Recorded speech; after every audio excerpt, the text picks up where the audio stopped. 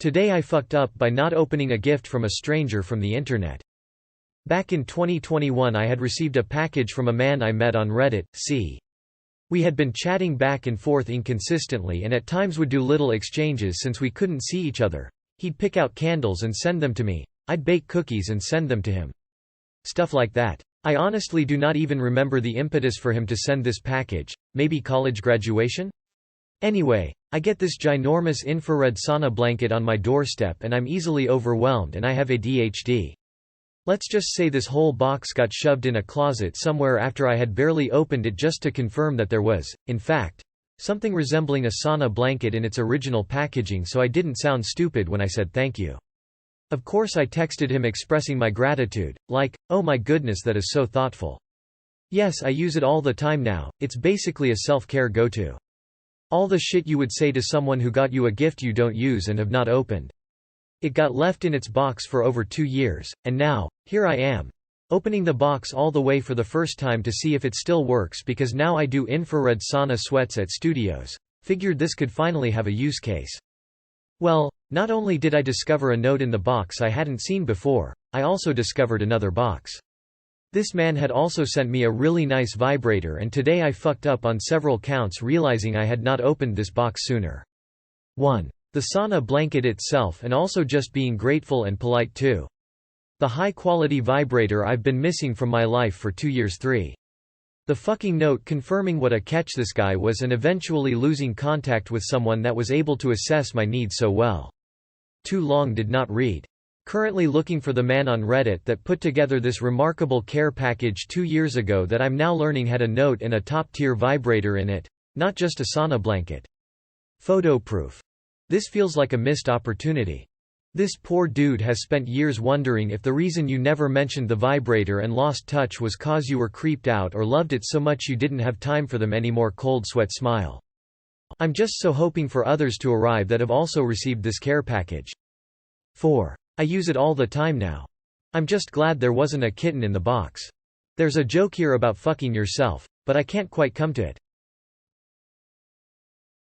Today I fucked up by mixing up the dates. My wife and I had tickets to Taylor Swift's Eras Tour. This happened earlier tonight. Backstory: my wife loves Taylor Swift. We actually had one of our first dates at a Taylor Swift concert. She was significant other excited with the Eras Tour was announced because she had missed Taylor's last tour, and hadn't seen her perform live since 2015.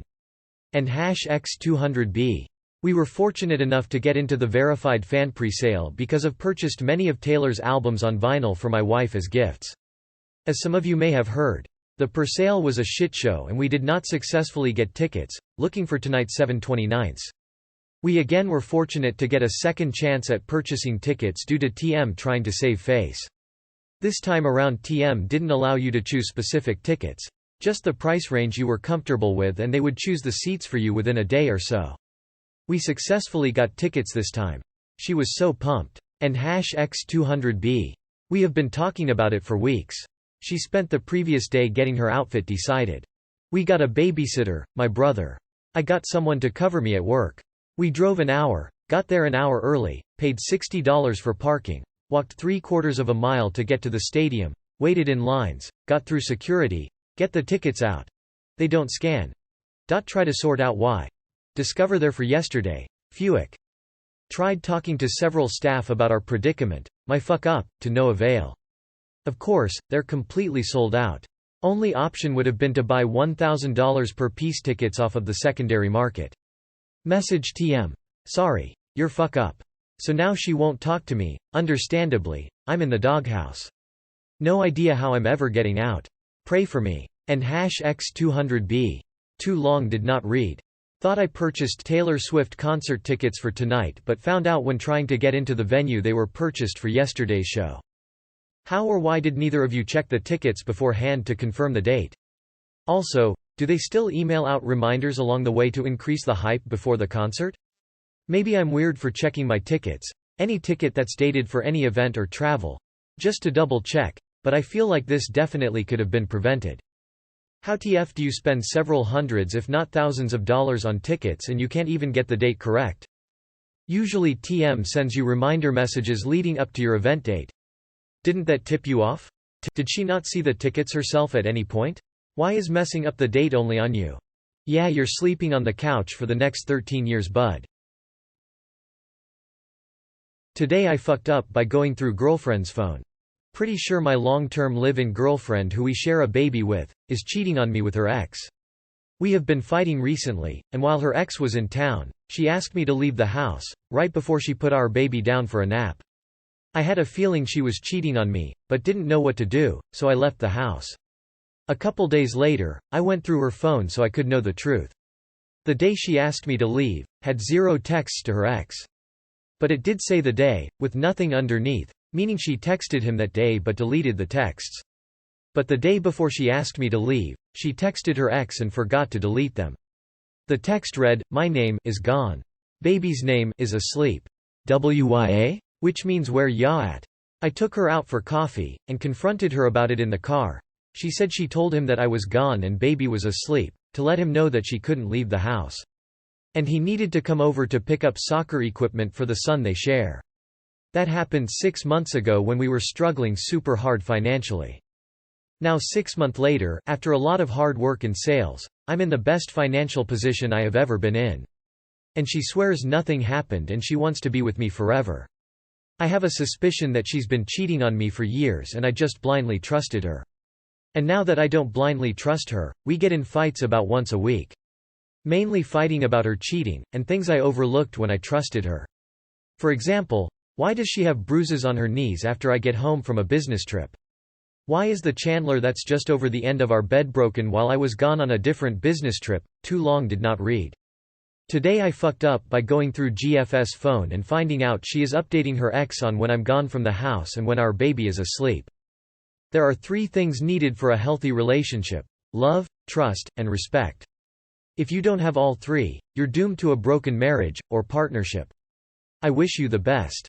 She was climbing on a chair to try to do something about the broken chandelier and she fell and bruised her knees. I feel for you, but can we stop with these posts, please?